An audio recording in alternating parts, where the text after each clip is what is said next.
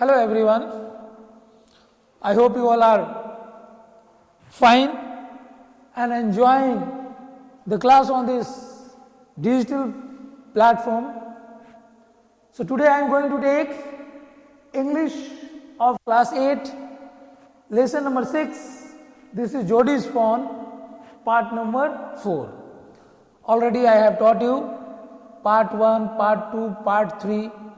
Today I will be teaching you part 4 of this lesson.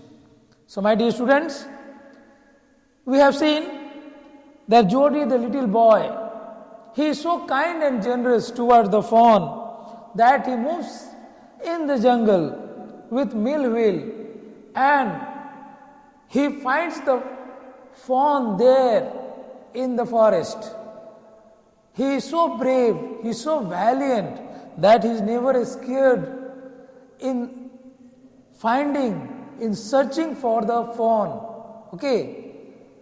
So he shows his bravery also in this lesson. Okay. So I'll move on to the first slide. So as I have told you that he is busy in searching the fawn and at last he finds the fawn. Jodi, the young boy, he was afraid that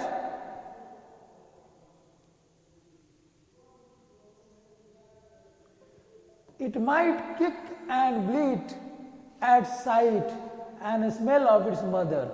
So he becomes successful at last in finding the fawn. And he was so scared about the fawn when he was carrying the fawn in his hand that the smell of its mother could be felt very well. The doe which was killed by Jodi to save the life of his father. He skirted the clearing and pushed his way into the thicket. तो वहाँ से उस जगह जो था, जो clear जगह जहाँ था, वहाँ से वो आगे बढ़ा and pushed in the thicket. He pushed in the bushes. It was difficult to fight through with his burden. और क्या कि वो bushes से झाड़ियों, जंगल झाड़ियों से निकल रहा था, दोनों तरफ से कांटेदार पेड़ पौधे भी थे, छोटे छोटे पेड़ पौधे भी थे रास्ते के दोनों तरफ. तो जब वो मूव कर रहा था तो वो सब थोड़ा थोड़ा दोनों तरफ उसको चुभ रहा था, लग जा रहा था. He was hit by the bushes. Okay, he was pricked by the bushes, by the thorny bushes. It was difficult to fight through with this burden. और बर्डन किसके लिए आया है? वो जो वजन, जो फोन का वजन जो उठाया था उसने, फोन को गोद में लिया था, फोन भारी था, उसके छोटे बच्चे के लिए वो बहुत बड़ा बर्डन था. ये बर्डन मतलब बोझ, उसको उठाकर एक जगह से दूसरे जगह ले जाना. The fawns legs caught in the bushes and could not lift his own with freedom. तो क्या हो रहा था? जोडी को तो फोन मिल गया और जब वो बुशेस से, झाड़ियों से निकल रहा था, झाड़ियों से आगे निकल रहा था, तो फोन का जो पैर है, डैंगलिंग लेग्स उसको कहा गया है, लंबे लंबे पांव थे उसके, वो फंस जा रहे थे झाड़ियों में और वो अपना भी, उसका भी अपना पैर फंस जा रहा था उस जंगल झाड़ियों में, जोडी का भी. और जोडी अपना पांव भी ठीक से नहीं उठा पा रहा था आसानी से, इसीलिए कहा गया है he could not lift his own legs with freedom. Okay. He tried to shield its face from prickling vines. और वो इतना सचेत था ये जोडी कि उस फोन को थोड़ा भी कोई कांटा ना चुभ जाए, कोई ट्विग्स या कोई जंगल झाड़ी उससे लग ना जाए, उसे टच ना हो जाए, इसीलिए अपने हाथ से उसके चेहरे को ढकना चाहता था, ढक के रखा था. गोद में जो लिया था उसको बराबर ढक के रखा था, जिससे उसको कांटेदार जो थॉर्नी बुशेस थे उससे उसको क्षति ना हो. Its head bobbled with its stride. और उसका सर का मूवमेंट हो रहा था, क्विक मूवमेंट हो रहा था. किसका? फोन का. फोन का जो सर है ना, बॉब्ड हो रहा था. Barbed, sorry, not barbed, barbed with his STRIDE. मतलब क्विक मूवमेंट हो रहा था. ठीक है, उसका सर इधर उधर घुमा रहा था फोन. ठीक है, बॉब्ड का मतलब होता है quick movement. Now come to the next slide.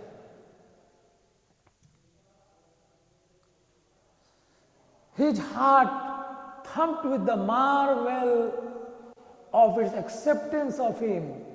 और जोडी जो कि उसकी बहुत ही माने बड़ी इच्छा थी कि उस फोन को एक्सेप्ट करे, फोन को अपने घर लेकर आए और उसका पालन पोषण करे. तो जोडी का जो दिल था, दिल का धड़कन और तेज हो गया जैसे वो फोन को गोद में उठाया था. With the marvel of its acceptance. Marvel of its acceptance अभी मतलब वो filled with wonder. Marvel का मतलब होता है filled with wonder and excitement. मतलब खुशी की लहर दौड़ रही थी, उसी को बोलते हैं marvel of its acceptance of him. He reached the trail and walked as fast as he could until he came to the intersection with the road home. और वहां से वो और आगे पहुंचा और तेजी से वो चलने लगा. कौन? जोडी, उसको गोद में लिए हुए. और तब तक वो कहां पर आ गया? एक ऐसा जगह जहां एक रास्ता दूसरे रास्ते से मिल रहा था. उसको बोलते हैं इंटरसेक्शन. इंटरसेक्शन का मतलब होता है डिवाइडिंग. जहां मानो एक रास्ता इधर से निकल रहा है, एक रास्ता इधर से आ रहा है, ये दोनों रास्ता इंटरसेक्ट कर रहा है यहाँ.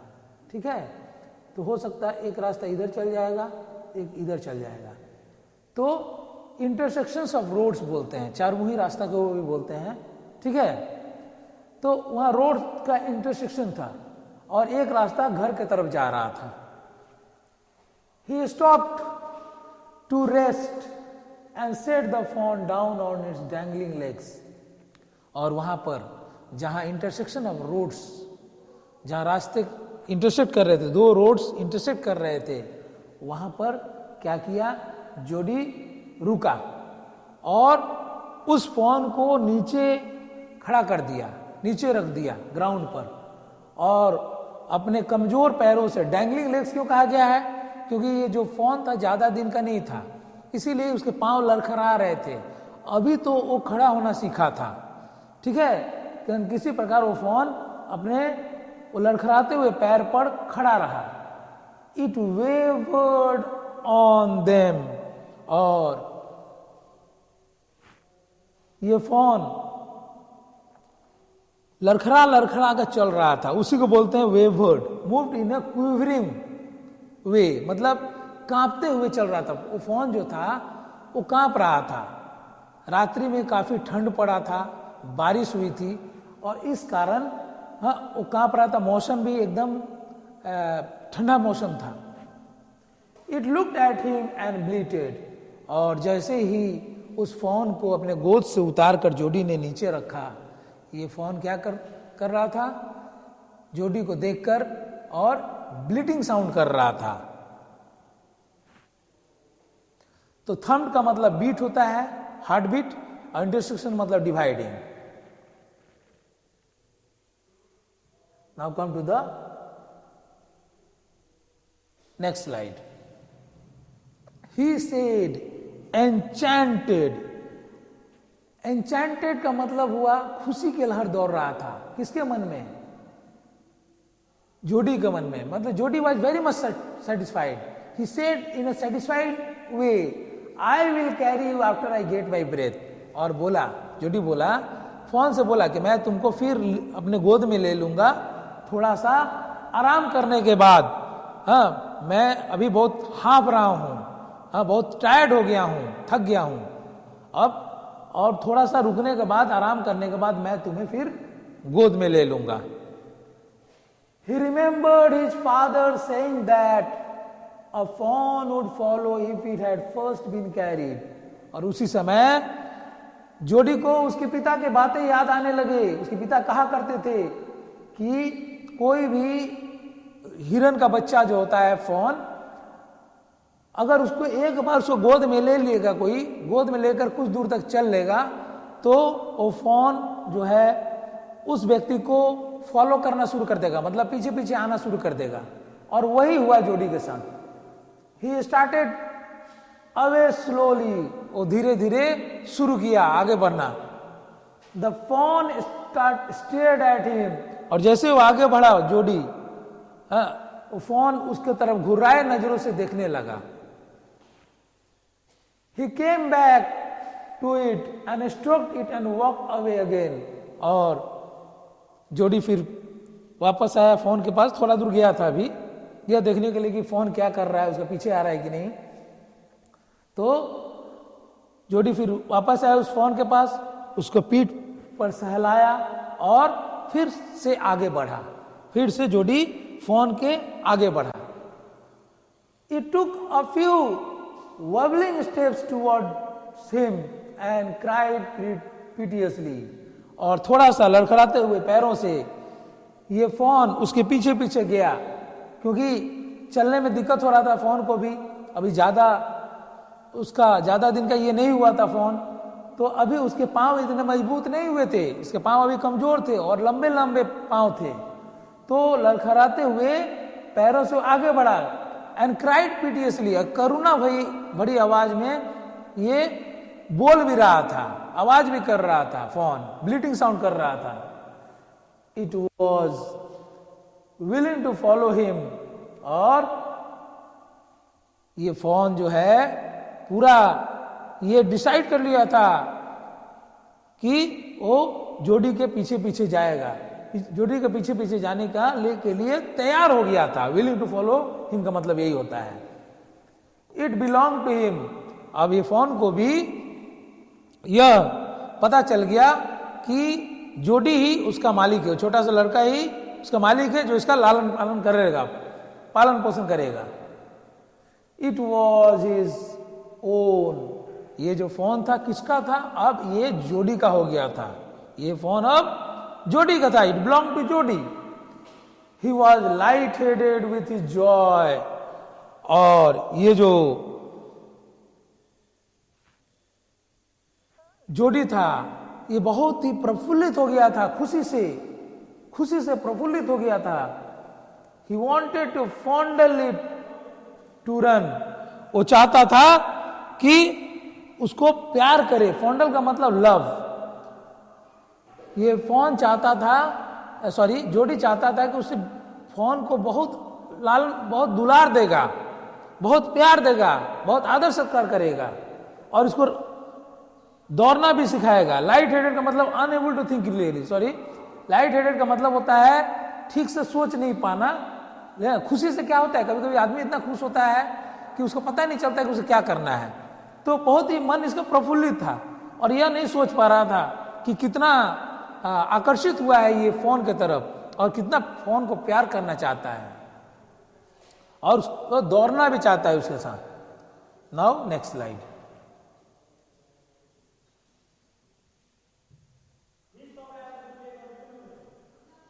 To run and romp with it, और जोडी के मन में एक प्रबल इच्छा थी कि वो फोन के साथ दौड़ेगा, उसके साथ दौड़ना, उसे दौड़ना सिखाएगा, उसके साथ दौड़ेगा, उसके साथ खेलेगा।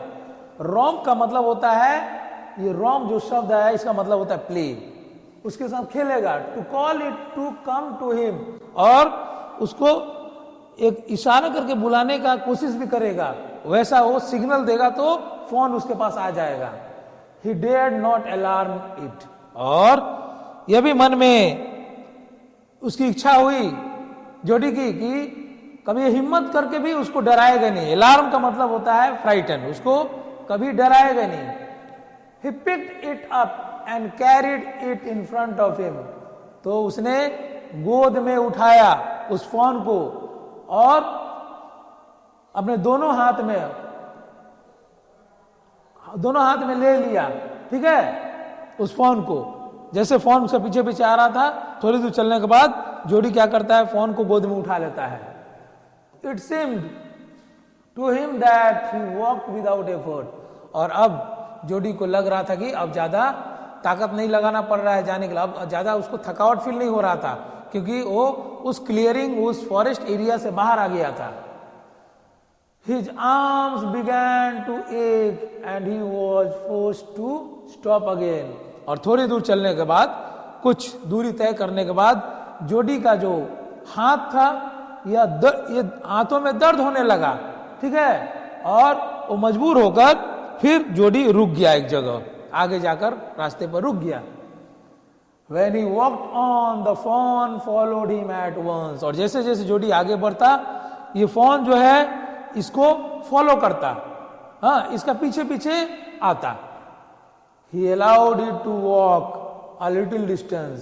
तो जोडी ने क्या किया कि इस फॉन को कुछ दूर तक इसके पीछे पीछे आने के लिए छोड़ दिया कि वो आए. Then picked it up again. और कुछ दूर छोड़ने के बाद फिर उसको गोद में लिया और जोडी आगे बढ़ा जहां पर मिलविल उसका इंतजार कर रहा था.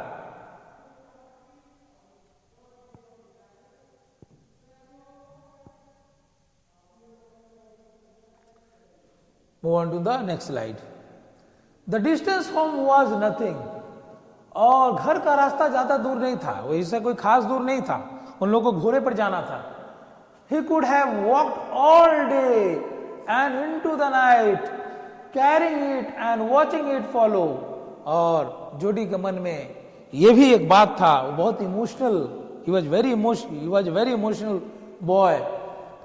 So ये भी सोच रहा था कि वो सारा दिन और सारा रात उस फॉन को गोद में लिए चल सकता है, पैदल चल सकता है, और उसको बीच बीच में उतार कर यह भी देख सकता है कि फॉन उसको फॉन उसके पीछे पीछे आ रहा है.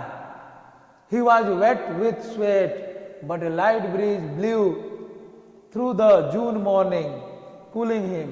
और क्या हुआ कि ये फॉन को कितने दूर तक ये गोद में बहुत देर से लेकर चला था, रास्ता तय कर रहा था, और जोडी थक गया था, और इतना थक गया था कि वो पसीना पसीना हो गया था, उसके शरीर पसीने पसीने हो गए थे, पूरे उसके कपड़े गीले हो गए थे, शरीर गीले हो गए थे पसीना से, स्वेट से. लेकिन उसी वक्त जून का मॉर्निंग था और मौसम सुबह का मौसम था, उतना गर्मी नहीं होगा, लेकिन ये जो पैदल चलकर आया है उसको गोद में लिए हुए वो पसीना पसीना हो गया जोडी. कूलिंग हिम, एक हवा भी बह रहा था, हल्का सा हवा भी बह रहा था जो कि जोडी को ठंडक पहुंचा रहा था. The sky was as clear as spring water in a blue china cup. और जो आकाश है इतना क्लियर, इतना साफ सुथरा, इतना अच्छा मौसम था, सुहावना मौसम था, जैसे लग रहा था जैसे spring water in A blue China cup, जैसे ब्लू चाइना कप में स्प्रिंग वाटर डाल देते हैं. He came to the clearing, और अब वो क्लियरिंग आया, आगे के रास्ते पे आया.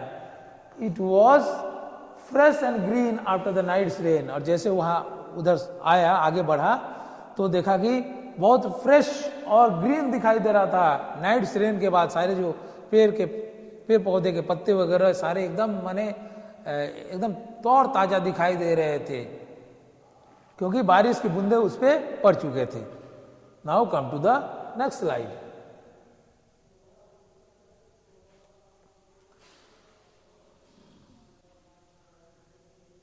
He fumbled with the latch and was finally obliged to set down the phone to manage it. वो क्या किया, वो हैंडल कर रहा था something clumsily. He was handling something. Fumbled का मतलब handling something clumsily. उसको हैंडल कर रहा था with the latch. एक मेटल थिंग होता है, लैच का मतलब मेटल बार होता है जिसमें लीवर होता है, जिससे डोर या गेट को फास्टन किया जाता है, और उसको down the fawn to manage it, उसको मैनेज करने के लिए. Then he had an idea, तब उसके मन में and was finally obliged to set down the fawn to manage it, और उसके बाद फोन को नीचे रख दिया उसको मैनेज करने के लिए. ठीक है, Then he had an idea. He would walk into the house, into Penny's bedroom. तो वो अपने घर के बारे में सोच रहा था, घर के दरवाजे के बारे में सोच रहा था कि कैसे इस फोन को रखेगा।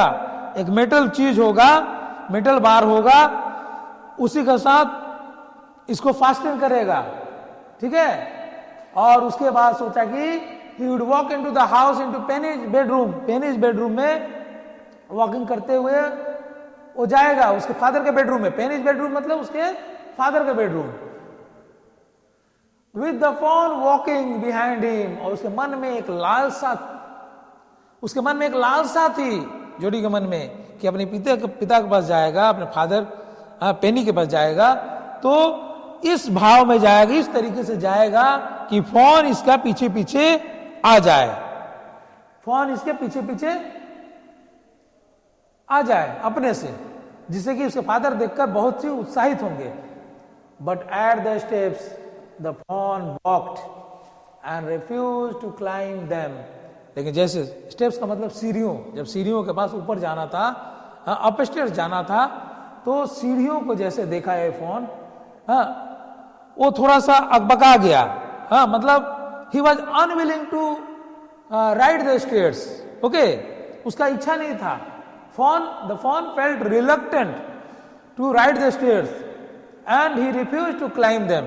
और इनकार कर दिया ऊपर जाने को। मिमियाने लगा, ब्लीटिंग साउंड करना शुरू कर दिया कि वो नहीं जाना चाहता है।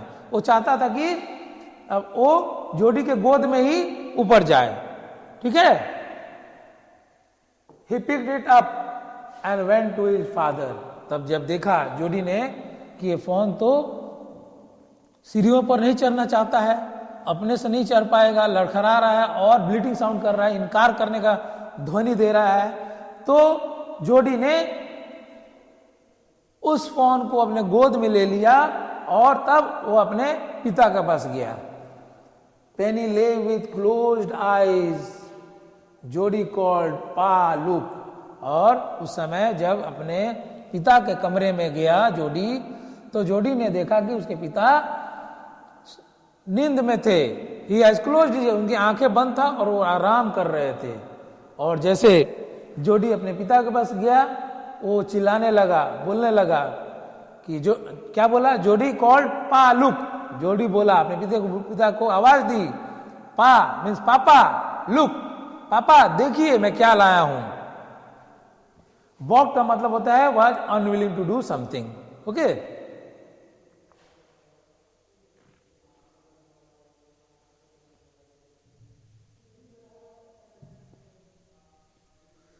Then Penny turned his head.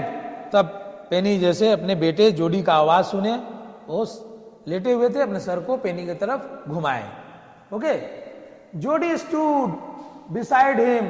जोडी उसके पास खड़ा हो गया, अपने पिता के पास खड़ा हो गया जहां उसके पिता लेटे थे बेड पर।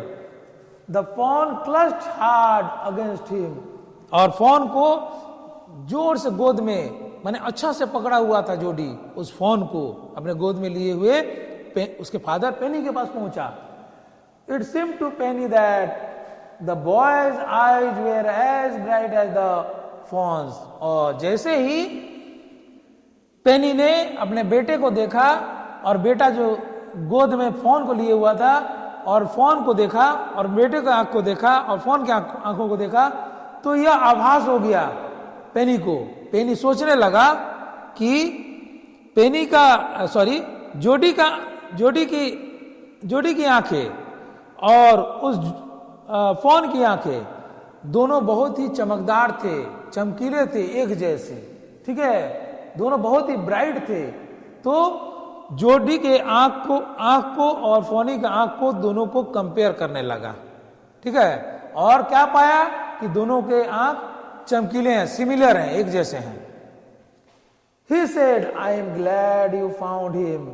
और तब उसका फादर पेनी कहता है कि मैं बहुत खुश हूं कि अंत में तुम्हें ये फोन मिल गया, इससे ज्यादा खुशी की बात कुछ नहीं है। Jody then went to the kitchen. उसके बाद जोडी किचन में जाता है, किचन में गया। The phone wobbled after him. और जब जोडी किचन में गया तो क्योंकि फोन क्या जोडी को अच्छा से पहचान गया था, जोडी कोई अपना मास्टर मान रहा था, तो फोन भी उसके पीछे पीछे लड़खड़ाते हुए पैरों से किचन तरफ गया, जोडी के पीछे पीछे। वोबल मतलब लड़खड़ाते हुए पैरों से, ठीक है। A pan of morning's milk stood in the kitchen safe, और एक पैन में, किचन में एक पैन था, पैन में सुबह का दूध रखा हुआ था, ठीक है। उसके बाद क्या होता है देखते हैं। तो इससे पता चल जाता है कि जोडी फोन को दूध पिलाना चाहता है, इसीलिए किचन में गया है। अब दूध किस प्रकार से पिलाता है, चलिए हम डिस्कस करते हैं। The cream had Ryzen on it, और जो पैन में दूध था तो क्रीम का मतलब क्रीम का एक लेयर आ गया था दूध के ऊपर। क्रीम जानते हैं ना। ही स्कीम्ड द क्रीम इनटू ए जग, उस क्रीम को अलग करके एक जग में डाल दिया जोडी ने, उस क्रीम को निकाल कर।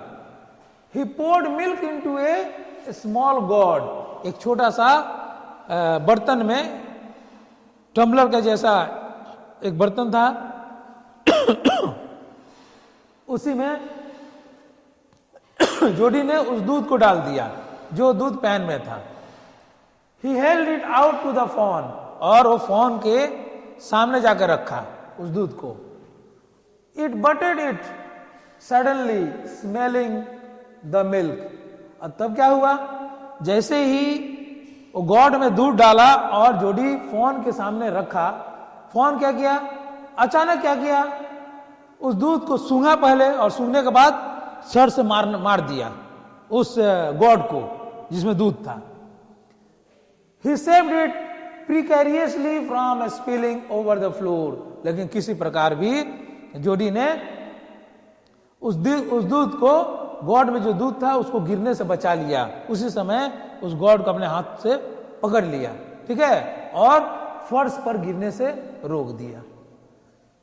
It could make nothing of the milk into the God, मतलब गॉड में जो दूध रखा था वो उससे कुछ फायदा नहीं हो रहा था, क्योंकि उसको दिक्कत हो रहा था, उसको दूध पीने नहीं आता था उस फोन को, ठीक है।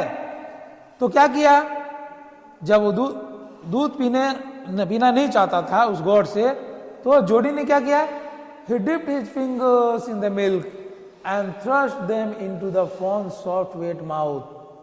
तो क्या किया, अपने उंगलियों को लेकर क्या किया, वो मिल्क में अपने उंगलियों को डुबा दिया। And thrust them into the fawn soft wet, और अपने उंगलियों जो दूध को, अपने उंगलियों को एक दूध में डुबाया था गॉड में, तो पूरा उसके उंगलियों पर पूरा दूध के लेयर आ गए थे। सो उसके बाद जोडी ने क्या किया, फोन के सॉफ्टवेयर माउथ, उसका सॉफ्टवेयर माउथ में अपने उंगलियों को डाल दिया, जिससे कि वो सक कर ले मिल्क। कौन, फोन। इट सक्ड ग्रीडीली, और लालची मन से ही ये फोन दूध पीने लगा, शक करने लगा, लिक करने लगा उसके उंगलियों को, क्योंकि उसके उंगली दूध में डूबे हुए थे। किसके उंगली, जोडी के। Now come to the next slide.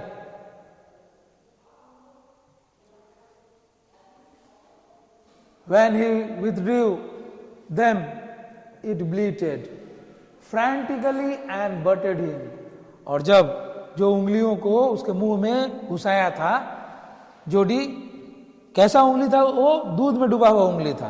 तो जैसे ही उस अपनी उंगलियों को बाहर निकाला फोन के मुख से, ये ब्लीडिंग साउंड करने लगा। Frantically and butted him, frantically का मतलब होता है in a distraught way owing to fear, मतलब एक अलग तरीके से, जिस प्रकार कोई डर जाता है, कहीं सडनली कुछ खींचा जाता है, तो इस प्रकार से ये फोन जो है डर गया, उसको थोड़ा डर लग गया उंगली जब खींचा तो। He dipped his fingers again and as the phone sucked, he lowered them slowly into the milk, और फिर से अपने फिंगर्स को जोड़ी क्या करता है, उस गॉड में घुसाता है, गॉड में डालता है अपनी उंगलियों को, ठीक है।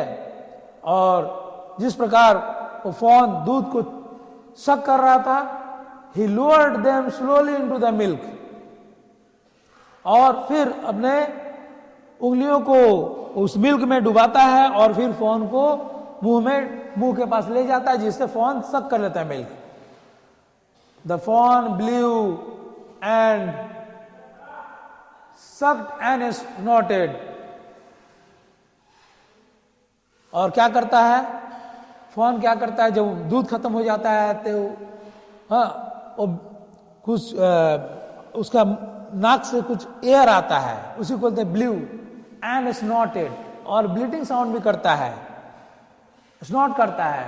It stamped it's small hoops impatiently, और जब उसको दूध नहीं मिलता तो क्या करता है फॉन, अपना पैर को स्टम्पिंग करता, थप थप आवाज करने का मतलब, कोई अपने पैर पटकता ना तो अपना पैर को इम्पेशेंटली पटकता, मतलब और पेशेंस नहीं रहता, उसको दूध चाहिए होता है, किसको, फॉन को।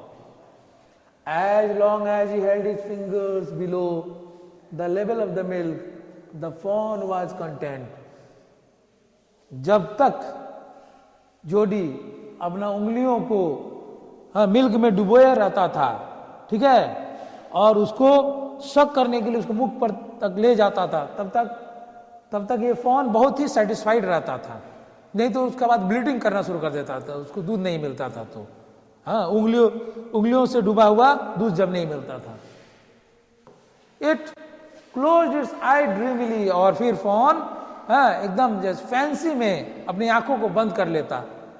It was ecstasy to feel its tongue against his hand, और बहुत ही सुंदर लगता है, बहुत मनभावन दृश्य रहता है, बहुत इलेटेड दृश्य रहता है यह देखकर कि फॉन किस प्रकार अपने जीभ को, उसके जीभ से इसके उंगलियों को लिक करता है, सक करता है उंगलियों पर लगे हुए दूध को।